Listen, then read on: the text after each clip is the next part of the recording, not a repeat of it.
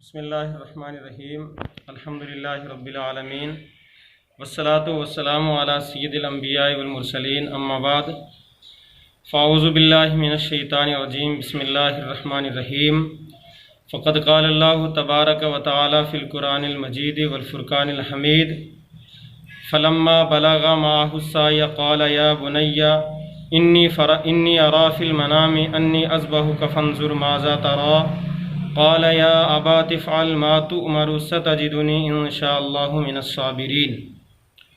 جیسا کہ آپ نے سوال کیا ہے کہ چھوٹی عید اور بڑی عید میں کیا فرق ہوتا ہے، تو میں عرض کرتا چلوں۔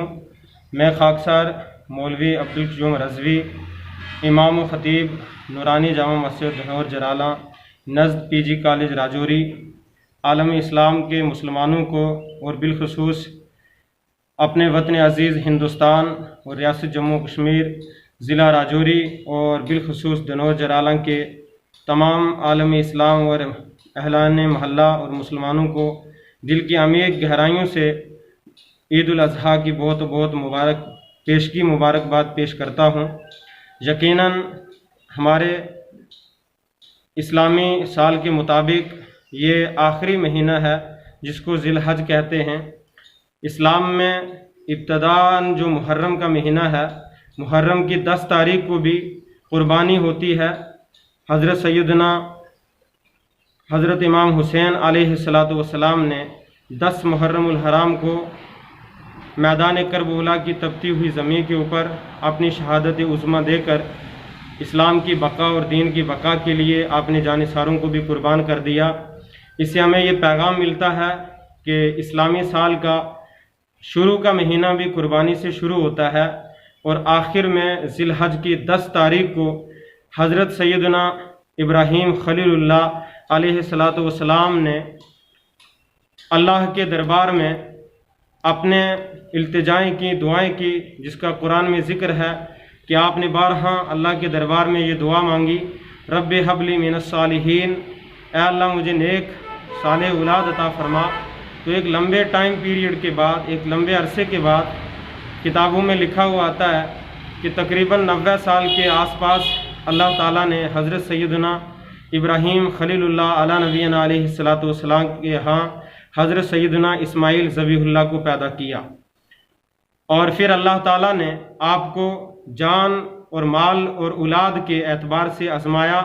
اس میں اللہ تبارک و تعالیٰ کے یہ خلیل اللہ کے دربار میں جو ہیں وہ امتحان میں کامیاب ہو گئے، اور اللہ تبارک و تعالیٰ کے دربار میں انہوں نے شکریہ ادا کیا۔ عالم اسلام میں 10 ذی الحج کو عید الاضحیٰ بڑے جوش و خروش کے ساتھ منائی جاتی ہے۔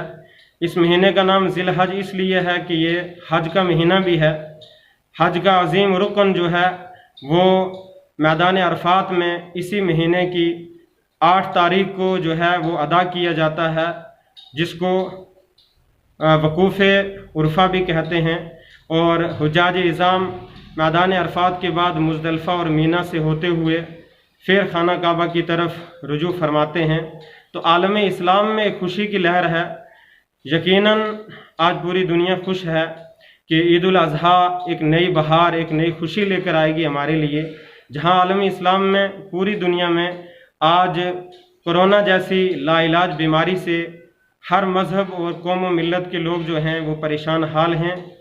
बल्कि मैं ये पैगाम देना चाहूँगा कि आप लोगों को परेशान होने की ज़रूरत नहीं है। अल्लाह ताला ने अपने बरगुज़ीदा शख्सियात से भी उनके वक्त में इम्तिहानात लिए हैं। हम तो उसके इम्तिहान के काबिल नहीं हैं। बहरहाल अगर हमारे लिए ये मुख्तसर सी बीमारी एक इम्तिहान या आजमाइश बन के आई है तो इस पर हमें साबित कदम रहना है, अपने ईमान को बचाने की कोशिश करनी है, कभी भी अल्लाह के दरबार में गिला और शिकवा नहीं करना है। तो ईद उल फितर और ईद उल अज़हा में ये फ़र्क है कि ईद उल फितर जो है वो रमज़ान शरीफ के 30 या 29 रोज़े मुकम्मल करने के बाद आलम इस्लाम खुशी के मौके पर ईद उल फितर अल्लाह ताला ने उनको अता फरमाई और वो खुशी का इजहार करते हैं। और ईद उल अज़हा जो है ये इस्लामी साल का आखिरी महीना, जिसकी 10 तारीख को हज़रत सैयदना इब्राहीम खलीलुल्लाह अलैहिस्सलातु वस्सलाम की अज़ीम कुर्बानी की याद ताज़ा की जाती है। और हमारे नबी जनाब मुहम्मद रसूलुल्लाह सल्लल्लाहु ताला अलैहि वसल्लम की भी कुर्बानी की याद ताज़ा करके ये उम्मत आप सल्लल्लाहु ताला अलैहि वसल्लम से भी मोहब्बत का इजहार करती है।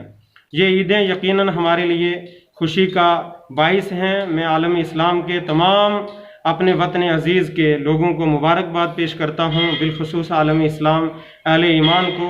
यकीनन इंशाअल्लाह ये बीमारी हमारी जो है इस ईद के फ़ज़ल व करम से, अल्लाह ताला के फ़ज़ल व करम और ईद के वसीले से अल्लाह ताला इस ईद उल अज़हा को हमारे लिए, हमारे मुल्क के लिए, पूरी दुनिया के लिए अमन और अमान बना कर लाए और अल्लाह ताला हमें अमल की तौफ़ीक़ अता फ़रमाए।